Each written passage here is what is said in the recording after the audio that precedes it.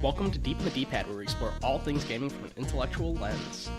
I'm RK Taylor, and with me, as always, is my partner, Carlos Gutierrez. Hello, it's me, bringing the goof. Bringing the goof. Today we're going to be talking about narrative design, and really, what is a narrative designer in a video game team, right? In a studio, what is that person's specific job? What are their duties? How is it different than a writer? We're going to be addressing some of those questions. And this is possibly going to be part of a series. We're not really sure yet. We're exploring that. Reach out to us if you'd like to see more of this kind of like industry specific stuff. What does the inside of a studio look like, right? Like cross section of the studio. Let's just slice the building without hurting anybody. That's right. And I'm very excited to get into what narrative design and a narrative designer is, even though I myself am not a narrative designer. So I can only speak with I guess kind of secondhand logic from like people I've worked with and whatnot. Yeah, you've got pals who are narrative designers. Yeah, and it's good for people and let's say maybe gamers TM to like understand to some degree like who are the people putting these games together, because it's very easy, if you're not like a rockstar developer, meaning like Kojima or Miyamoto, whatever big name is out there, it's very easy to just assume the game is the brand or whatever, right? Like, oh, it's a Sony game, and it's like, okay, well, John Sony isn't the one spending 60 hours a week coding Horizon Zero Dawn 2 or whatever. Yeah, the brand is more of like the top-down directional kind of approach. You get kind of an idea of what their output is going to be like based on other things that are associated with that brand, but it doesn't tell you anything about the actual people who are fulfilling the duties that, kind of make the game. Well, let's go on to our D-Pad Delights. This is the segment where we talk about something positive or something that we've enjoyed in gaming. Could be from a long time ago, could be more recent. Los, what do you have for us? So for my D-Pad Delights, I have the collision of gaming and real life, or like life imitating art, art imitating life, the cycle, whatever you want to call it. But it has to do with Unpacking, our sweet indie charmer from late 2021. Unpacking is a game where you are tasked with unpacking all your things into various homes. And we did a bonus bite on it. We've talked a lot about it off the air. And recently I've had to move like across the country. And it was a very fast move, and it was a very kind of like stressful experience, overwhelming. It really could have been cripplingly overwhelming if not for myself consciously remembering Unpacking and my experience while playing Unpacking, because it's almost like, I guess, how we jokingly say like, yeah, I just Tetris'd that when you like fit a whole bunch of stuff into your trunk or something, and you turn something just right so that it slides in there. But like with Unpacking, it's very much like, oh my goodness, like all of this feels overwhelming. Like, what order can I bring to this chaos? And whenever that like arose in my mind, I would like immediately remember like, oh, this is what Unpacking the game was like. And I would remember kind of like the calm music and how that would put me into a state of like, kind of like maybe like deeper breathing to like steady myself, and then start categorizing things. And you thought about a Zen game as you're moving your enormous mattress, like carrying a mattress down the stairs, and you're like, yeah, but the game was fun. Like, it's like, yeah, this is no different from like putting the pink piggy onto the bed. Like, I just gotta, once we get it all in there, it'll be nice. It'll be a setup home. And yeah, I'm really happy that the creative people that made Unpacking released it onto the world, because it did help me with a tough time in my life. And it also kind of like gave me more parts to my packing/unpacking strategy. Like kind of going back to our sort of meta team strategizing and stuff like that. Like, I wasn't thinking about like just the mechanics, or I wasn't remembering just the mechanics per se. I wasn't thinking like, oh, I need to click my computer and put it into the box. It was more so like, what is the mindset that brought me success in this game, and now apply that mindset to my real life scenario, which happens to be very similar to the game. Yeah, and like regarding your move, we're on the same time zone now. And we haven't been in the same time zone since like 2017, 2016. I don't know when you first moved out to the West Coast. Late 2015. Oh my gosh, 2015. Okay, so yeah, it's 7 years. 7 years yeah. since we've been in the same time zone, and woohoo, we can talk at my 10 a.m. now. That's awesome. I'm all about it. We can play video games. Like if we're playing video games like late at night, like we're both feeling like it's late at night. You're not like, oh, it's only 11 o'clock here, and I'm like, bro, I am so tired. My lids are falling.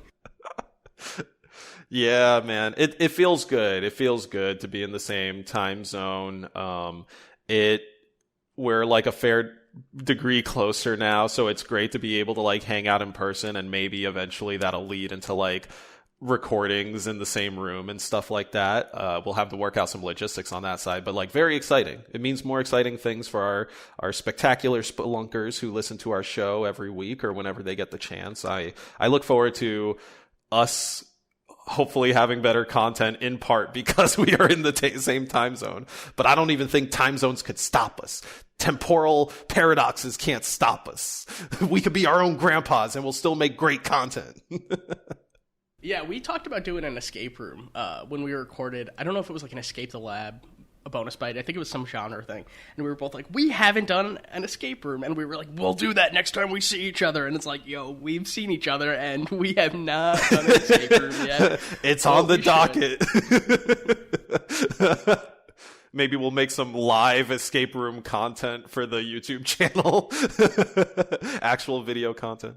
What is your delight for this week, though? So my delight, I have kind of an apology to make. I don't know, to you, boy. I guess. What did you get canceled for this time? Right, I know. So back when I first got vaccinated for COVID, which is like, I was considered a healthcare worker. So that was like March of 2021, I guess, March or April. I really thought we were going to be done with COVID, right? Like I made a comment on air like, I got vaccinated. COVID's a thing of the past. And obviously that is not the case, you know, and right. That has just been eating at me. Like, I don't know if I've ever mentioned this or like apologized for this like on the show, but I think about it like way too frequently. Like, I really need to calm down about it. And like the way that I can like kind of let it go for myself is to like correct the record. Like, I do not think that COVID is a thing of the past. I very much think it's a thing of the present and future. And I don't know. I mean, for me, I probably wouldn't have remembered that I thought like that at the time without having recorded this and without having like to have the accountability. But it does kind of teach me, one, about my own like naivete, but two, that we really did have the potential, I think, to eradicate this virus. Right. And I think it's a real shame as a society that we've kind of not made that decision. And connecting it to my D-pad delight, I started The Last of Us. Okay, you all know about my quest to try to like go through the PlayStation 4 library, which so far, I'm going to be honest, I don't think it was worth the money, even though I got everything secondhand. And I'm just not a PlayStation gamer, and y'all can crucify me for that. I don't care. I think we'll have to do like a bonus bite about that Yes. in the future, because I know you have some real focus points as to kind of why you got into that and why subsequently you started falling off of it so quickly. Yeah. And I'm still trying. You know, I'm still doing my best to try to understand this like kind of era of gaming and this specific brand, but would be great to do a bonus bite. Anyway, though, I started playing The Last of Us, and right now I looked at like a walkthrough to see how far I was in, because I was like, I don't want to be super like new into this and talking about it. But I'm a quarter of the way in according to this walkthrough, and you know, which according to this walkthrough, it's like a 12.5-hour game, and I'm like, you know, like 3.5 hours or so. But for me, that means I'm like 6 hours in, because like I can never do things as well as the people who are uploading videos to YouTube about like playing this game. Anyway, so there's a scene pretty early on where this is a very mild spoiler. It's kind of the inciting incident, so I don't even really feel like it's a spoiler. But so we have Ellie and what's the other guy's name? Is it Joel? Joel. Yeah. Yeah, so we have Ellie and Joel, right? And so there's the infected, right? So AKA fucking undead zombies. Like we haven't seen this Right. before. Yeah, right? they're mushroom zombies in this case, yeah. And Ellie has a bite that's 3 weeks old, right? And this is Right. this is notewortzy because most people, die within 24 hours or, very short period of time.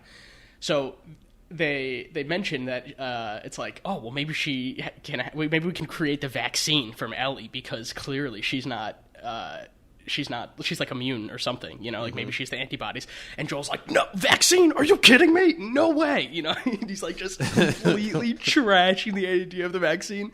And this game was made years before COVID, but it just, like, I had a belly laugh from that moment because, like, it's difficult to see that through the lens of the people who wrote it back then for me. Right. Our world is so colored by the pandemic and yeah, I don't know. It's just difficult to imagine. I know that there's an innocence to the way that they created, in the way that they created it. They weren't trying to make some big political statement, but it's hard to not see it through a political lens now, and that was very funny to me. Yeah, I think that's pretty interesting because when I played it, I want to say like the first year, maybe the second year it came out, and it initially read to me as, Joel is just kind of like in the more pessimist, realist type role, and he's already seen so many people die, the whole human society go to shit,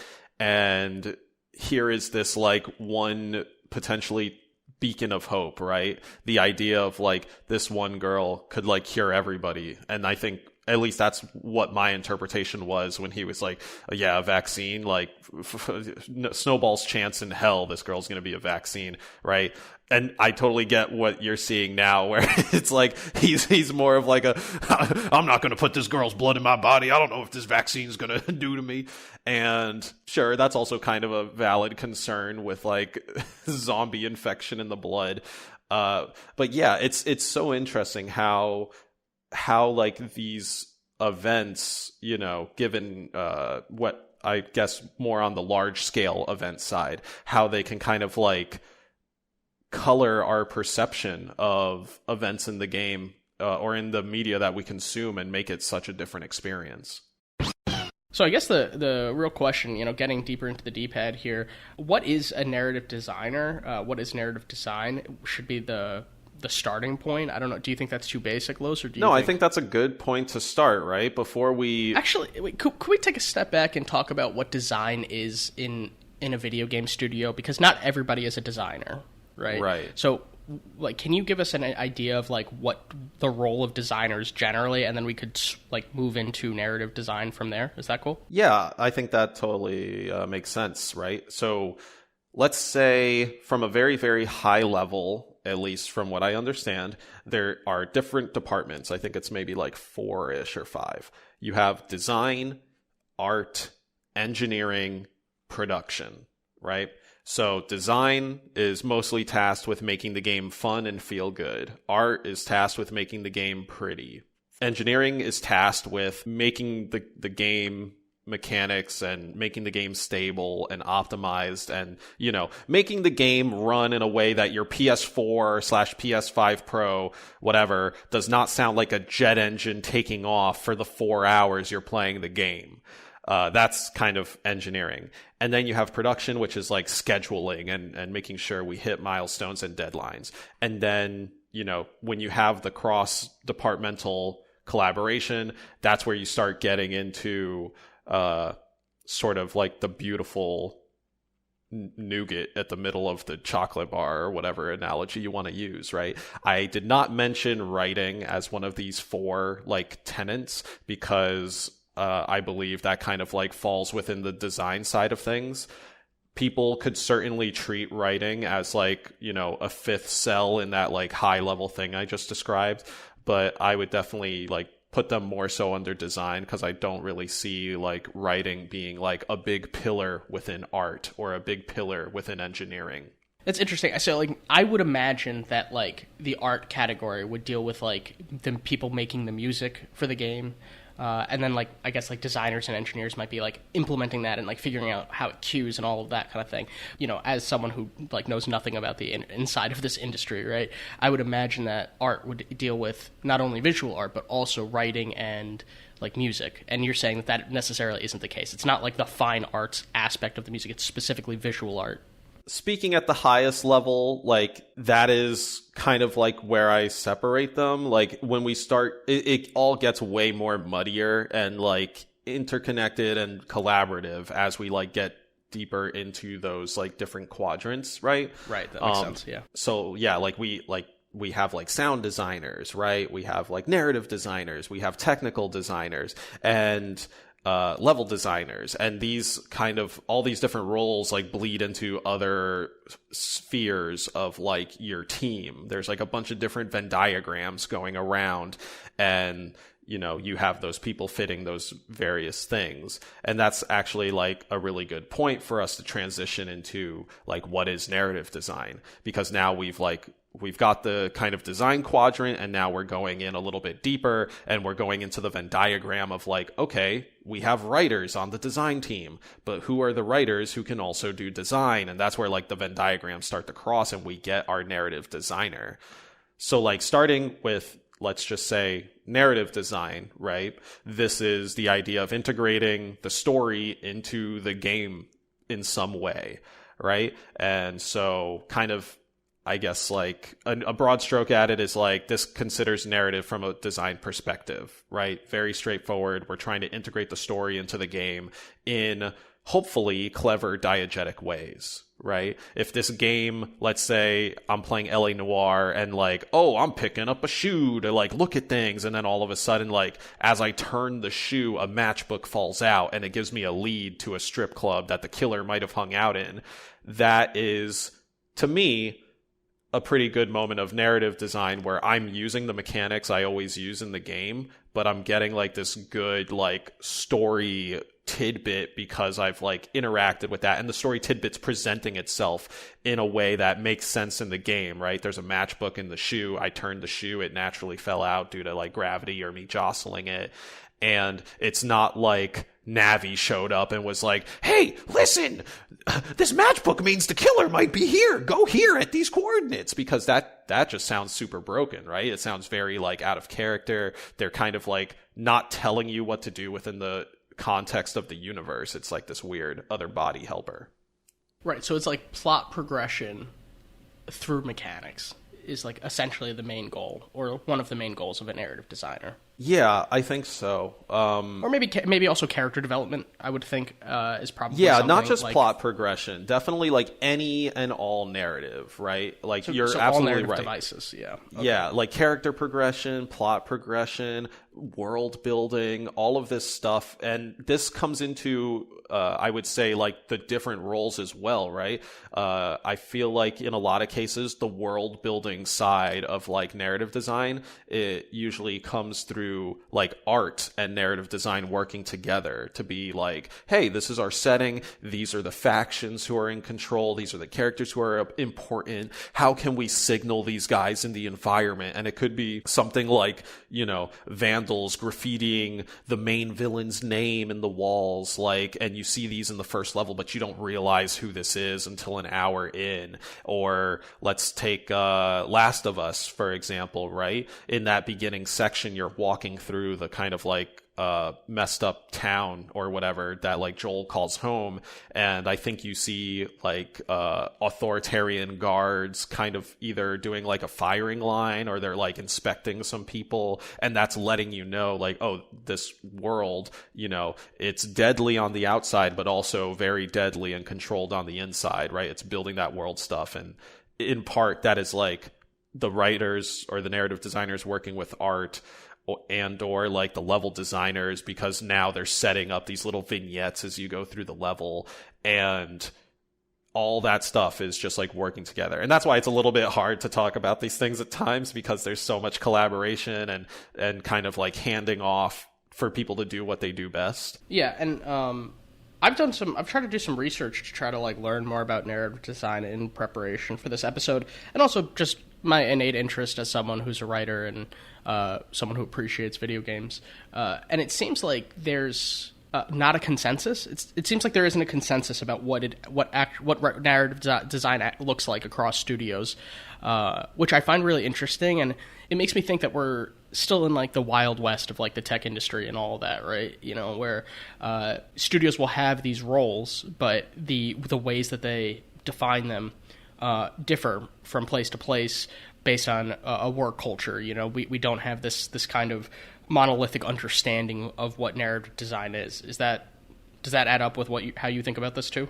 Yeah, I think that makes sense. Like, not that you're gonna have super wildly different, I guess, responsibilities from like between studios as a narrative designer. Like, you're still gonna be expected to like know a fair bit about story and being able to like deliver that stuff, but also be expected to figure out how to deliver it in like a good gameplay way.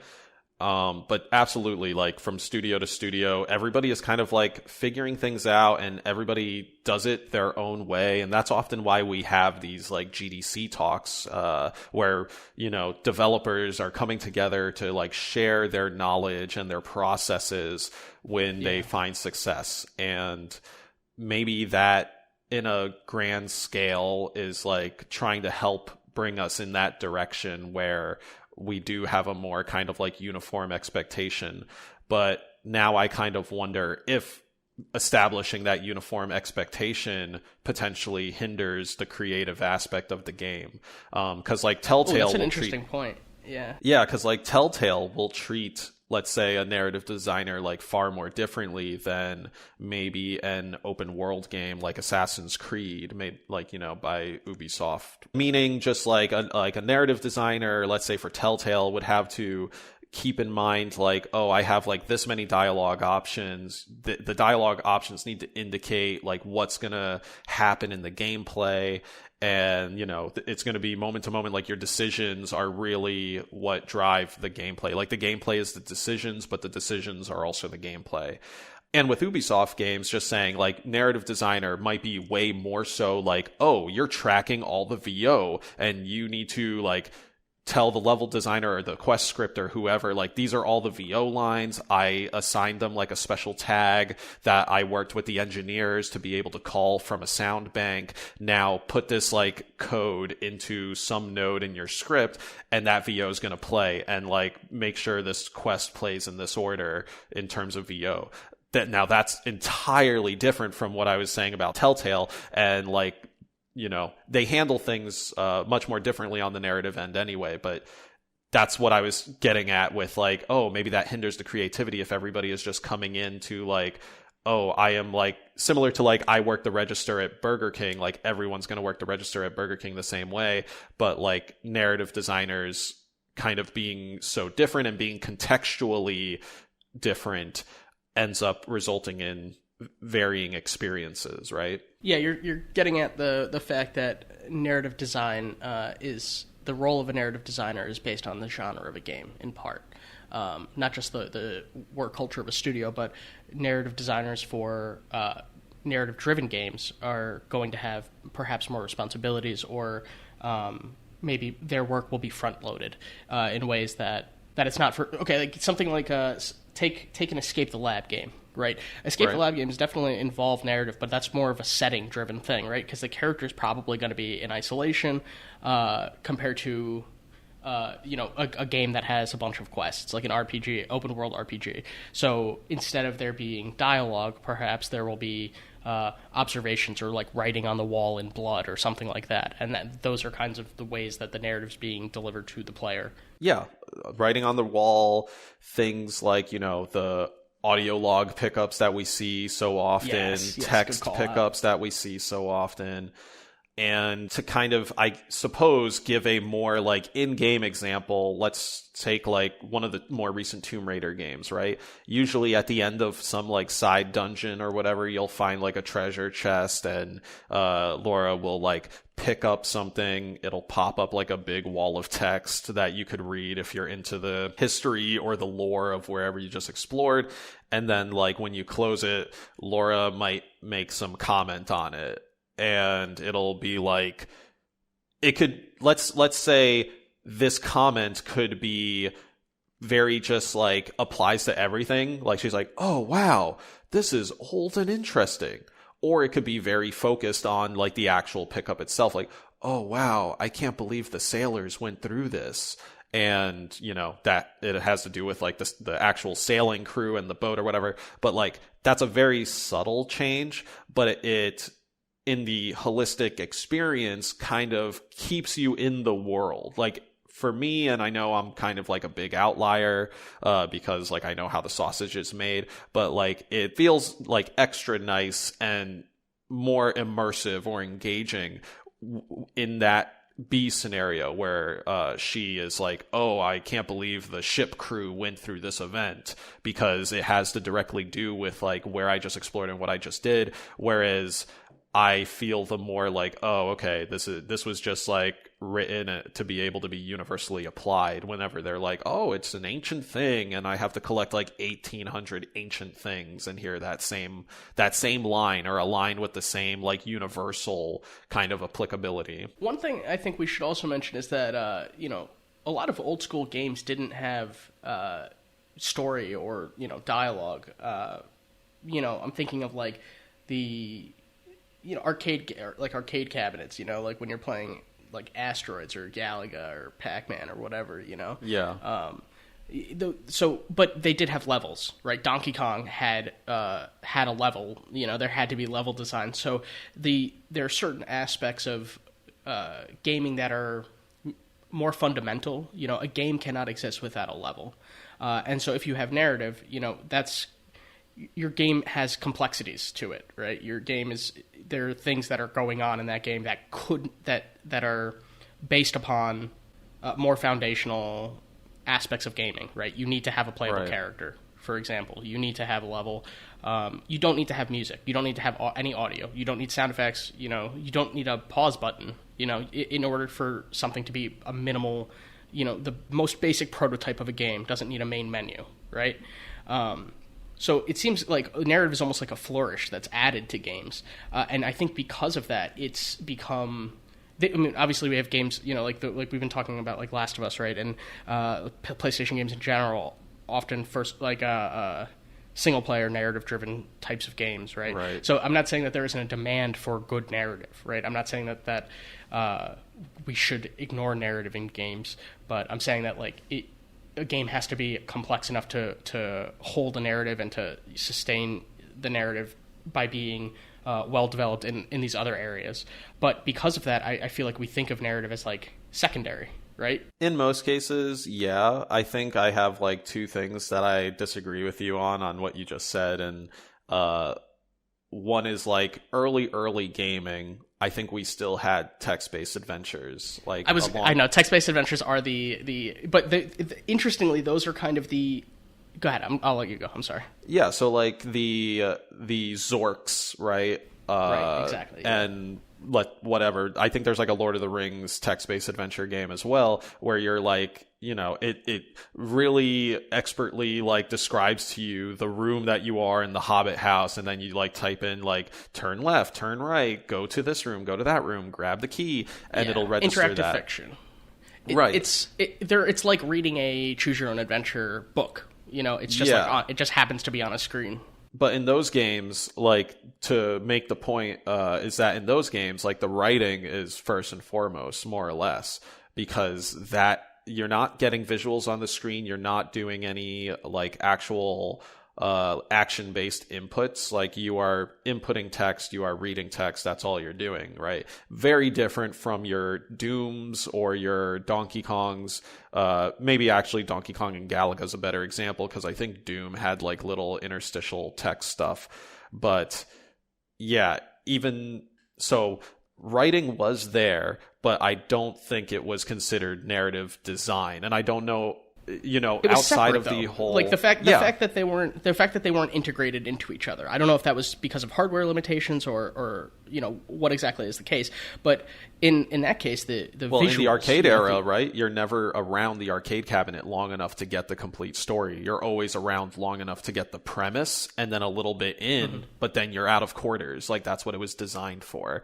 Whereas like the console market boom and the evolution of the console market is what facilitated the ability to have story become more and more an important part of the game. And obviously the consumer market agreed in that they liked having these adventures that are like told to them through the gameplay and then, reach a conclusion. That's a very good point. It's an economic reason rather than a hardware limitation you're suggesting. Well, I mean, yeah, kind of both, because arcade generation, people did not have the technology to have these arcade cabinets in their homes. Once we did get the technology to start bringing in like Ataris into the home, Commodore 64, eventually getting to like Nintendo 64 and whatnot, like in the early stages, like those games didn't really have story. Like we still had Pac-Man and Galaga and, whatever else was like super like lo-fi and just the game. But then eventually, story did come in, and maybe actually story was originally starting to get integrated through the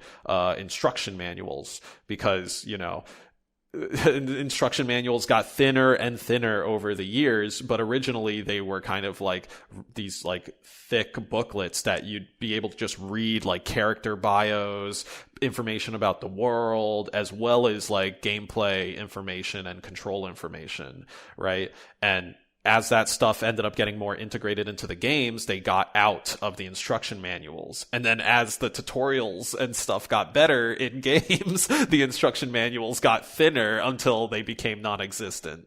But I think something we should nail into is kind of like, what are the key differences between a writer and a narrative designer?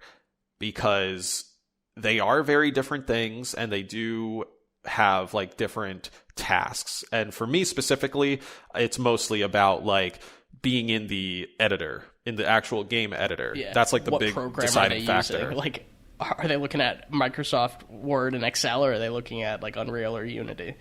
Exactly. Are they doing scripting, or are they not doing scripting?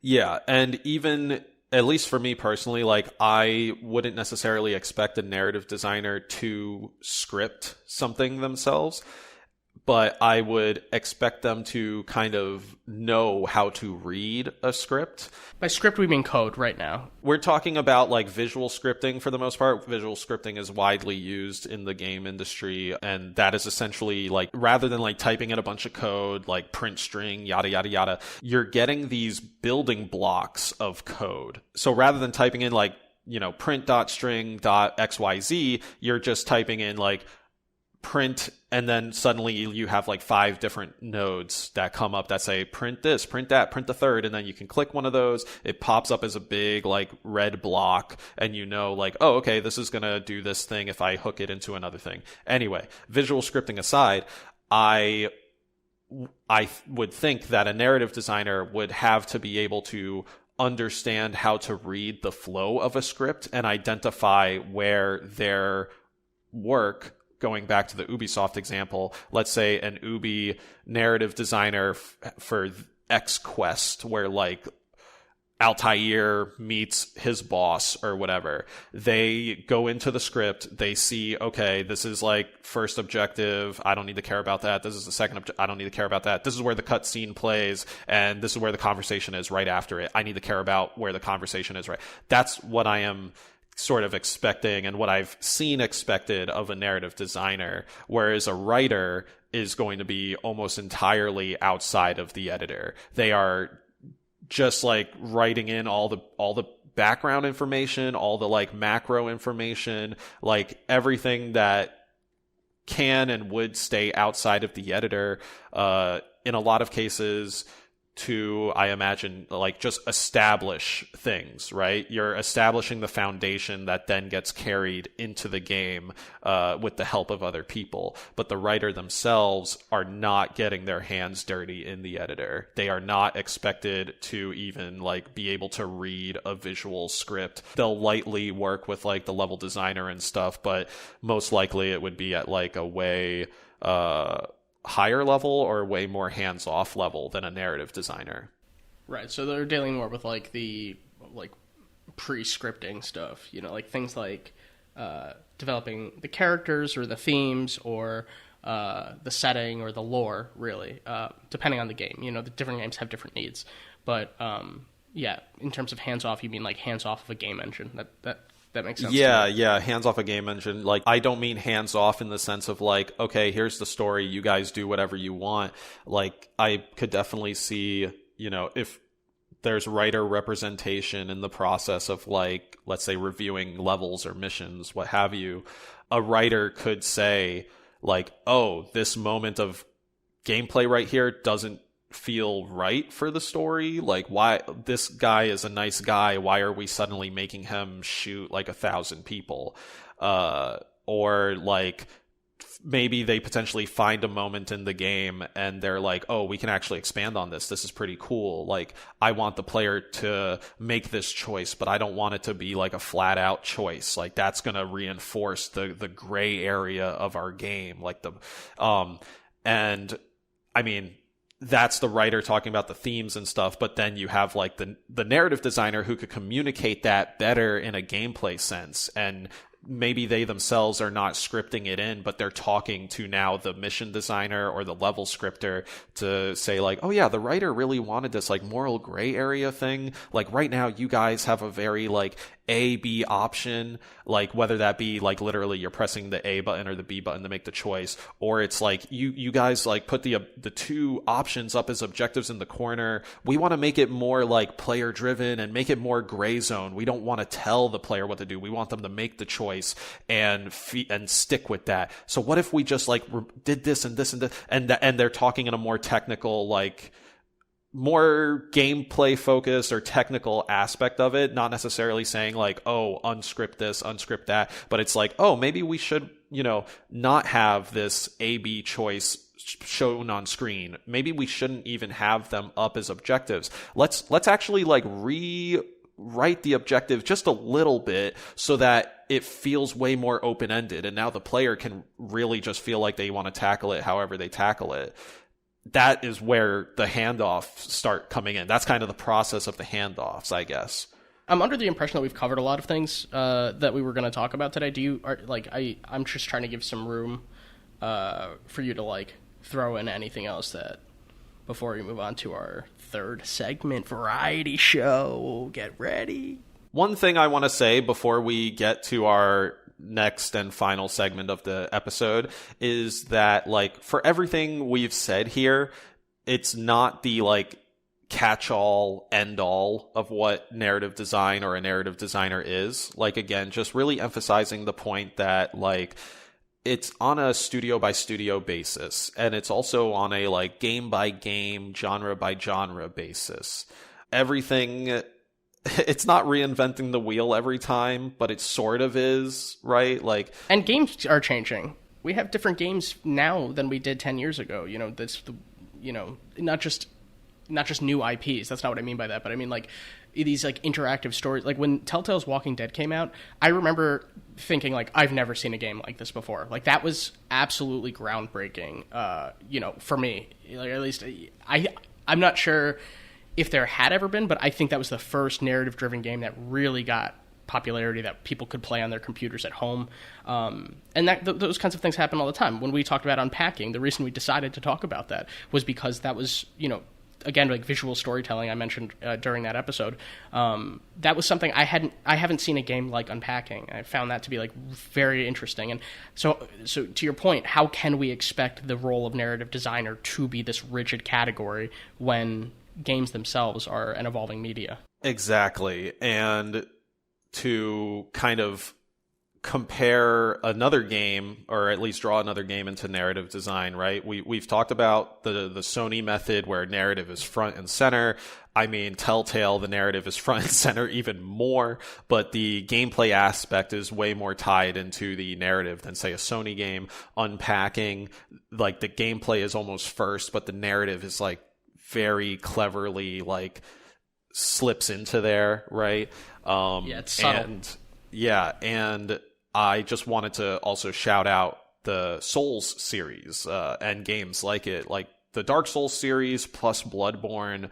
Those games have so much narrative, might be the wrong word, but there's so much writing in those games, and it's often the case that it's so subtle and in the background. Like, there very often aren't big cutscenes happening. When there are cutscenes happening, it's usually a boss introduction and they're not saying anything. They're just showing up, being very intimidating, and getting ready to kill you.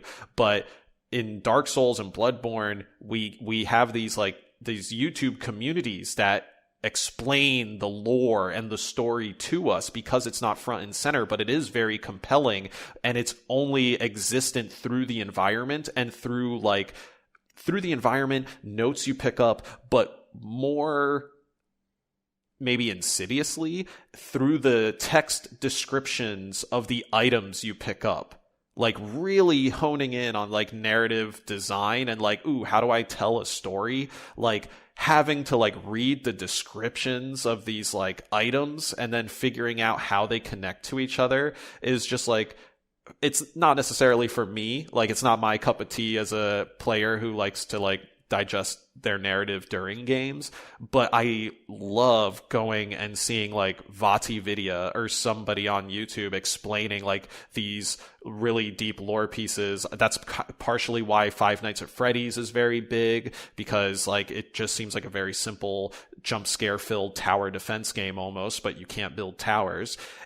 But there's actually, like, a deep and dark story going on in the background. And, like, obviously Matt Pat from Game Theory is, like, revealing what that story is and doing the work to actually, like, dig into these little aspects. And sometimes that'll be hidden through Easter eggs, or that'll just be, like, things on the walls that you see. So yeah, like, I really, on a technical level, like when narrative design gets, like, so deep in there where it's like, yeah, read these item descriptions, and, like, sometimes you'll be able to make connections to these other things, but as a player, I, like, never pick up on them. So I guess, like, I'm a kind of at, like, of two minds on that. Like, gamer me would prefer if I kind of, like, got all that cool story stuff, like, actually in the game. But developer, designer me is like, I really like watching these very passionate people on YouTube investigate these things and then communicate that information to me in a good, concise manner. Yeah, that's a really good call out. In writing, that's called the iceberg effect. I'm not sure if we've talked about this before, but I think it's a Hemingway. This is the first I'm hearing of it. What is the iceberg effect? Oh, nice. Yeah, so, like, Hemingway was a minimalist writer, and I think he's the one who coined this term. But basically, the idea is, like, an iceberg is, like, 90% of the mass of an iceberg or something like that is underneath the surface of the water. So if you're Titanicking by and you see the top of the iceberg, it may look smaller, or the presentation is not as robust as the thing itself, right? So what you're pointing out with these games that I'm also not, like, a lore person when I play games.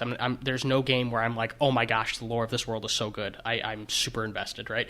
But the idea is, like, if all of these objects have something in common, and they're kind of the synergy of them is telling a story, and there are dots to connect, right? They're not just standalone, isolated things that are existing in the same world. There's a something congruent about them, and something that's able to tell a story. And it is cool that people go through and take notes on these things, and then create videos where they're able to explain the story. That's like basically doing like literary analysis, right? And the alternative, perhaps that for these developers, these narrative designers, would be to put it in cutscenes or some kind of expository way. And instead of doing that, they're using these, like, small details, these objects, right, to try to give you a sense. So one of the benefits that has, right, rather than putting it in these, like, long, text-based or cinematic cutscenes is that you can disregard the story if you don't want to, if you don't want to pay attention to it. You know, it's not forcing anybody to learn about the lore, but it's kind of a bonus for people who are interested. And maybe you want to play through the game really quickly, and then you want to watch the video and have someone explain to you, you know, someone else do all the work for you in trying to analyze the story. Yeah. Oh man, I'm actually really excited about this. Okay, welcome to our third segment. I'm still RK Taylor. He's still Carlos Gutierrez. If you listen to Behind the Scenes, New Year, New Segments, which was a bonus bite that came out in December, you'll know that we are interested in exploring new third segment shows because, to be honest, skill treat is a little taxing, and there's only so many skills that we can treat. For this show, we're going to be trying like a game show that we're calling the Variety Show. It's going to have 3 game segments. We'll do this for a couple of weeks, and then we'll experiment with some other things. And then I think we're thinking that if we find them successful, if you guys want to reach out to us and let us know which ones you find successful, we're just kind of going to do a rotating one. So the third segment will maybe be a surprise every time, you know, depending on what we're feeling that week. Yeah, like IGN has the ever-rotating third chair, and now we'll have the ever-rotating third segment. What we have today is the Variety Show, okay? 3 questions. We have, I guess, 3 mini segments within this third segment. The first one is high or lower, where I will give Carlos a game and a fake Metacritic score, and he has to guess whether the actual Metacritic score is higher or lower. The second one is a multiple-choice question, and the third one is sequencing. So he has to, I will give him a series of games, and he has to put them in the order that they were released. Okay.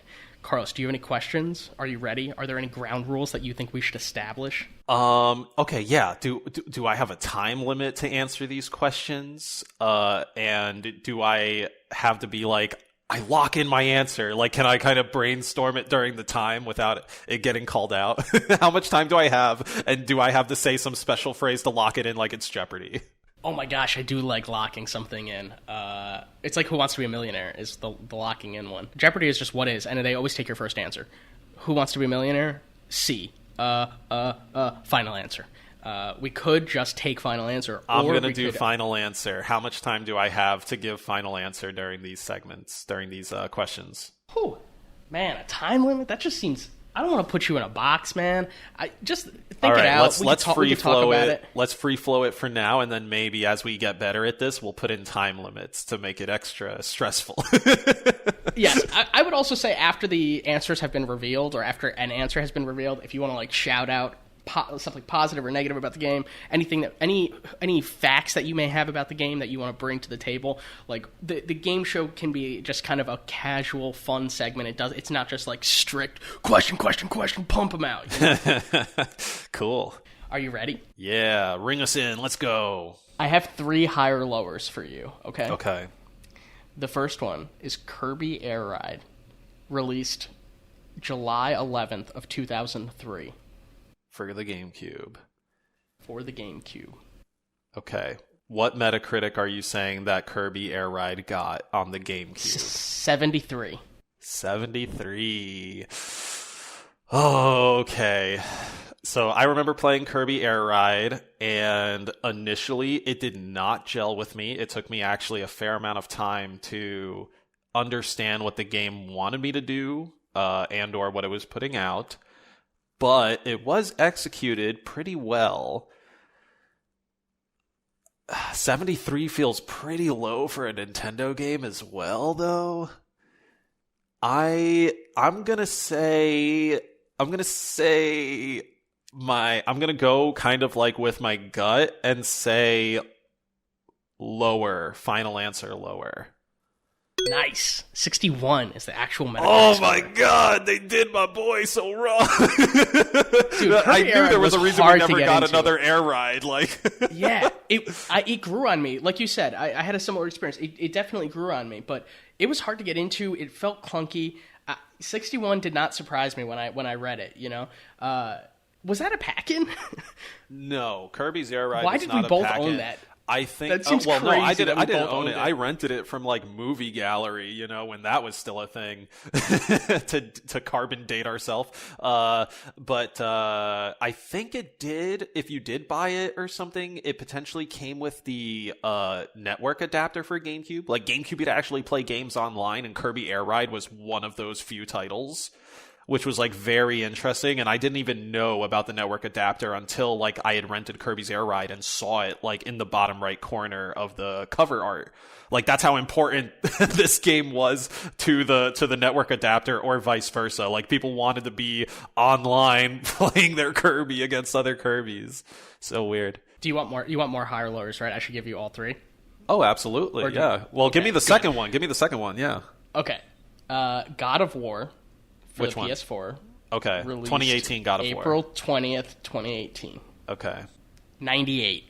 Okay, so initial like gut reaction, I want to say that's gotta be like on the money, but I know that there are some fundamental things that people had like poked fun at or like held against it, but it was so well executed.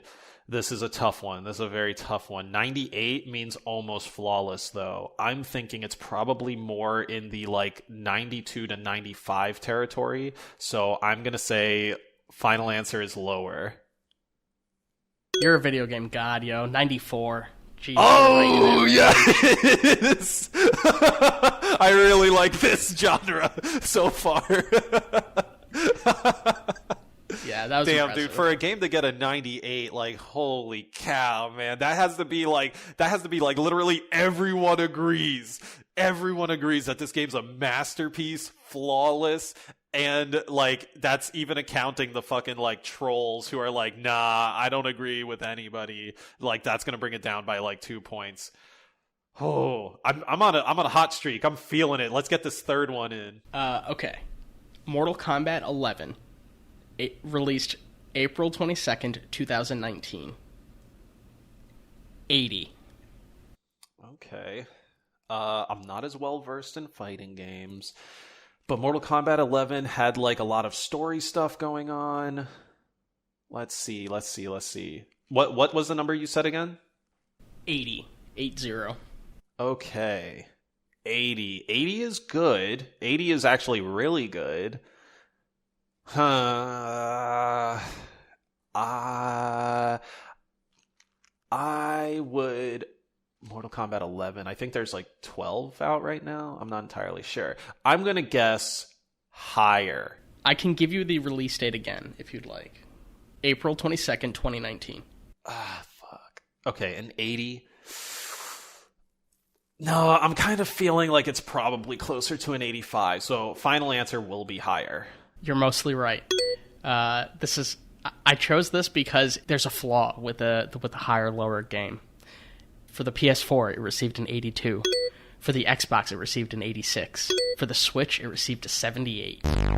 Wow. So in the future, yeah, you couldn't lose or you couldn't win. It's like the glass half full, half empty. But yeah, so for the non-Switch consoles, it was higher. But yeah, so I guess in the future we'll have to either do just first-party games or specify the console. Yeah, we could also potentially just take all three platforms average them. Yeah. Metacritic the Metacritic score.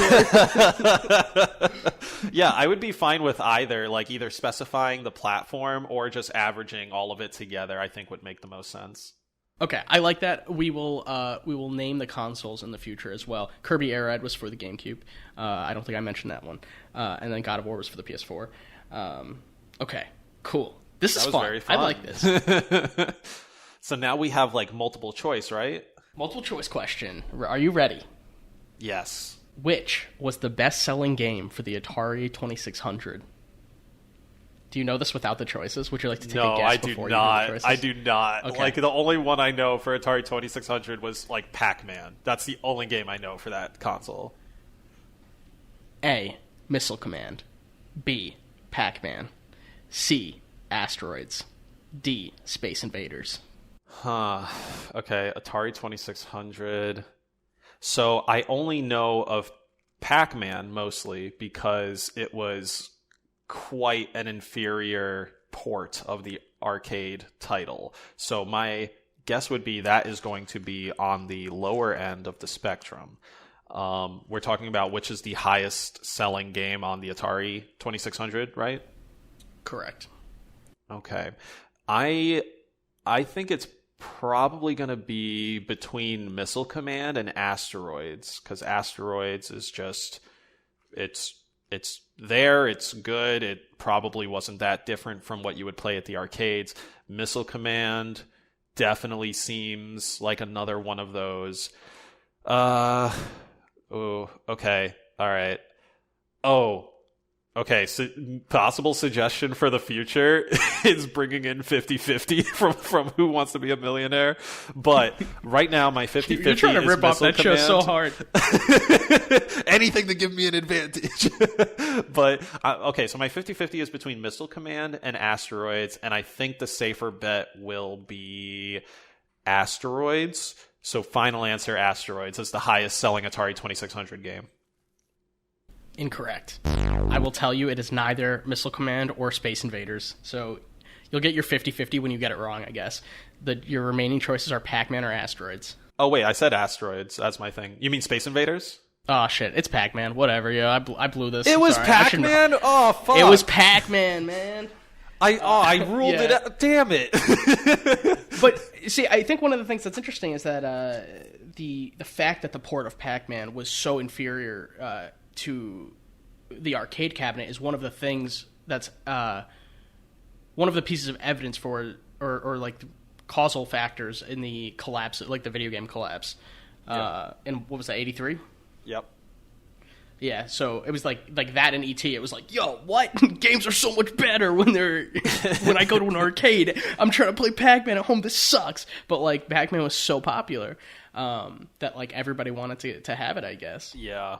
Like, yeah, I mean, the idea, I guess it, kind of similar to virtual reality, right? People are expecting it to be at a certain fidelity or a certain futuristic level, right? Whereas like the Atari 2600 was expected to play arcade games, but it really couldn't unless it was like, just very small bleeps and bloops like Asteroids or maybe a Space Invaders.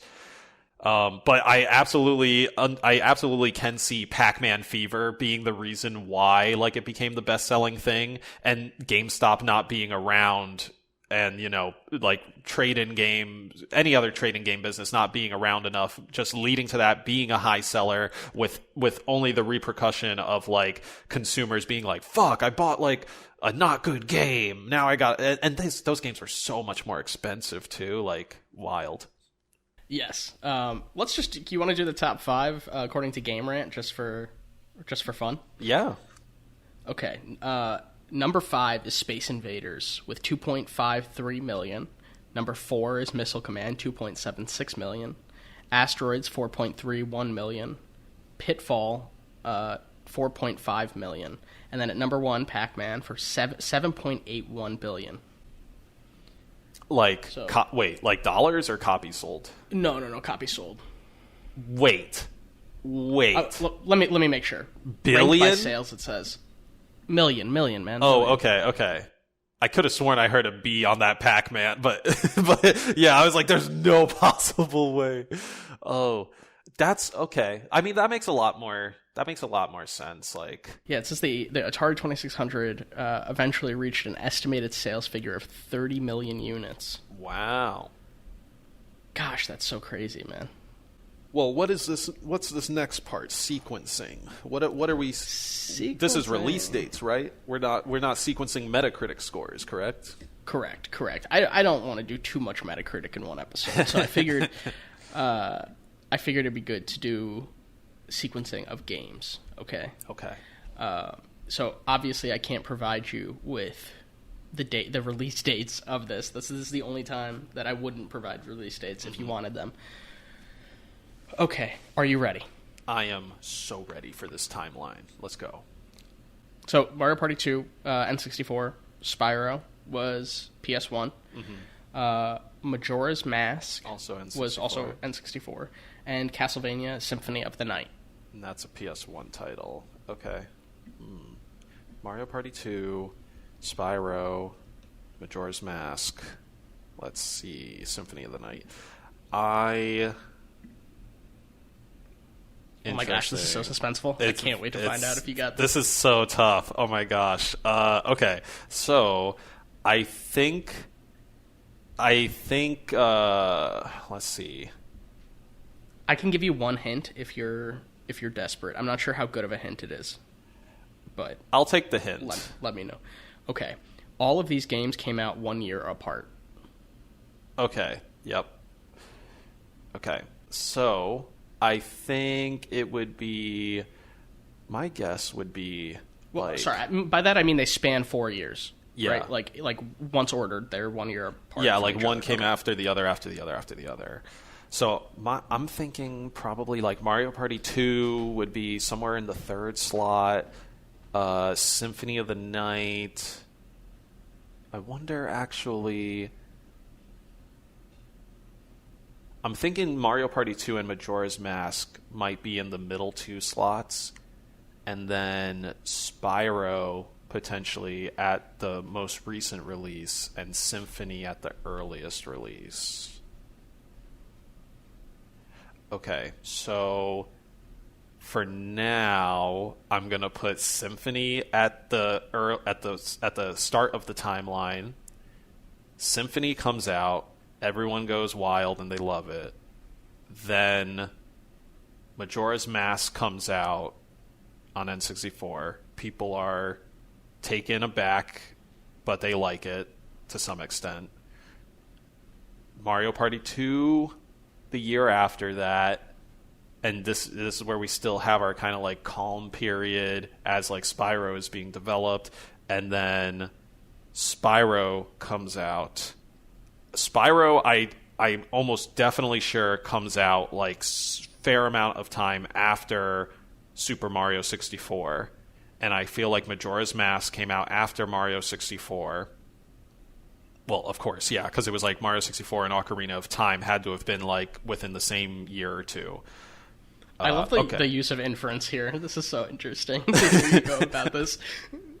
Okay, so Symphony is the only one that just feels like so out there because it's like it's a 2D game, very exploration based, but it like really sort of it like launched an entire genre. But I feel good about that order. Again, that order is like to start the timeline, going to the end of the timeline being the most recent. So the oldest game, Symphony of the Night.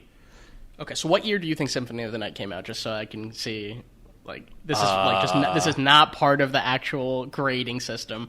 But I feel just like out of curiosity. I feel like 1990 was when Symphony of the Night came out. No, it can't be. Actually, hang on. Okay, so let's say probably like 95. Actually, 95 for Symphony of the Night. So you think these games span 95, 96, 97, 98? So yeah. From 95 to 98. I would almost say like Spyro came out in 99. Like that's kind of like how young I think it is compared to the other games. Okay. Are you ready to lock in your answer? Yeah, so I'm locking it in. The oldest game is Symphony. After that, it's Majora's Mask. After that, it's Mario Party 2. And then the youngest game is Spyro the Dragon on PlayStation 1. Castlevania Symphony of the Night is indeed the first game. March 20th, 1997. Whoa, okay. A couple of years early on that one. Cool. The final game in the order is Majora's Mask, April 27th, 2000. Okay. The number 2 slot. I know I'm doing this out of order, but whatever. Spyro is the second slot, September 9th, 1998, and then the third is Mario Party 2, December 17th, 99. Okay, so it went Symphony of the Night, Spyro, Mario Party 2, Majora's Mask. That is correct, yes. Oh, wait, okay, so... Okay, sweet. I got like half my answers right then. Like, Symphony of the Night was in the right spot, Mario Party 2 was in the right spot. I just mixed Spyro and Majora's Mask. Yeah, I guess so. Yeah, nice. Woo! That one I think was the hardest. Is still failing. Yes, yeah. That is really hard. Dude, I won't be able to get any of these questions. You flip the script on me. If you're hosting, I will, like, it's going to be embarrassing. I'm going to be like, bro, I've never heard of that game. Like, what are you talking about? Putting them, putting them exist. 1 year apart feels like extra hard mode. It's more, I don't know if it's more fun, but I had a really good time with it being that close together. Because, like, I think, you know, us as gamers, TM, like, we will look at an era of gaming, which would be 5 years or however, 5 to 7 years, however long the console cycle is. And then we'd be like, damn, that was a great year for gaming. We got this, that, and the third. And, it ends up being like this list where it's like, actually, that was like 4 years. There were thousands of titles outside of that you just didn't care about. Yes. It is interesting to with the exception of the multiple choice question, right? There's a lot of, the host has a lot of power in making this either a challenging or a relatively easy game, like with a Metacritic score. I knew that you would know that God of War did well, so if I said 70, it would have been like a dead giveaway that like that game got Game of the Year all over the place. So of course it didn't get like a 70, so I said 98 instead. That was only 4 points away. And there's still some leniency. I could have said like 96 or 95 to make it like, to really like bust your brain, Yeah.